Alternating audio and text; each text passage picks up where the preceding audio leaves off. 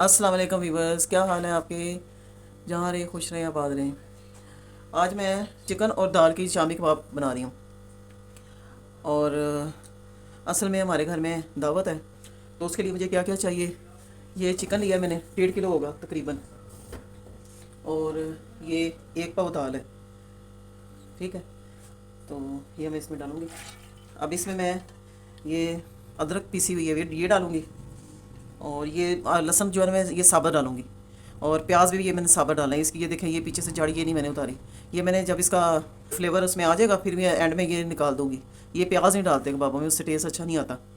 ये भी मैं इसमें डालने लगी हूँ। ये जो ड्राई मसाले डालने हैं उसमें 2 चम्मच नमक है, 1 चम्मच बड़ी लाल मिर्च, और 1 छोटी चम्मच हल्दी, 2 चम्मच सूखा धनिया, 2 चम्मच दड़ा मिर्च, और 1 बड़ा चम्मच मिक्स गरम मसाला। इसमें दालचीनी, बड़ी इलायची, ज़ीरा, काली मिर्च, लौंग, ये बादियान के फूल, ये सारे इसमें शामिल हैं।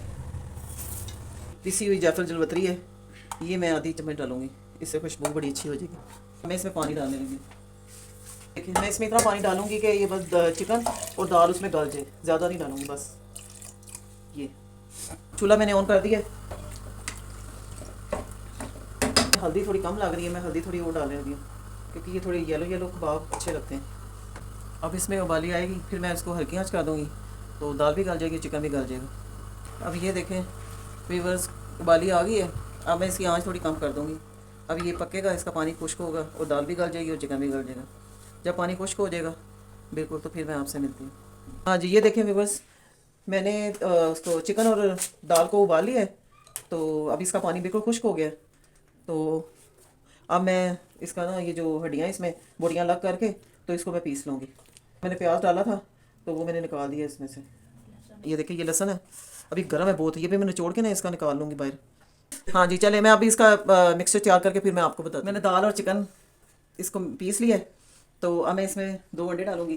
अंडे मैं इसके कबाबों के अंदर ही डाल देती हूँ। और ये 2-3 मैंने हरी मिर्चें काटी हैं, और 1 चम्मच गरम मसाला, और ये हरा धनिया, ये भी मैं इसमें डाल दूँगी। अंडे मैं कीमे के अंदर ही डाल देती हूँ, फिर मैं बाद में अंडा नहीं लगाती, फिर मैं ऐसे ही फ्राई कर लेती हूँ। इस तरह आसानी से फ्रीज़ हो जाते हैं, और जब निकाले और फ्राई किए। ये देखें, मैंने कबाब बना लिए, माशाल्लाह कितने अच्छे बने हैं।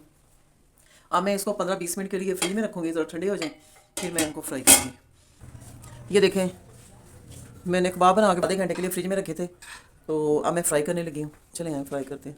आँच इसकी मीडियम रखनी है। हाँ जी, ये देखें, कबाब मेरे फ्राई हो चुके हैं, तो मैं निकालती हूँ।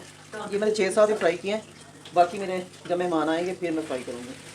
ये देखिए कितना अच्छा गोल्डन ब्राउन कलर आया है। अगर आपको मेरे शामी कबाब पसंद आए तो आपने सब्सक्राइब करना है, लाइक और शेयर करना है। अल्लाह हाफिज़।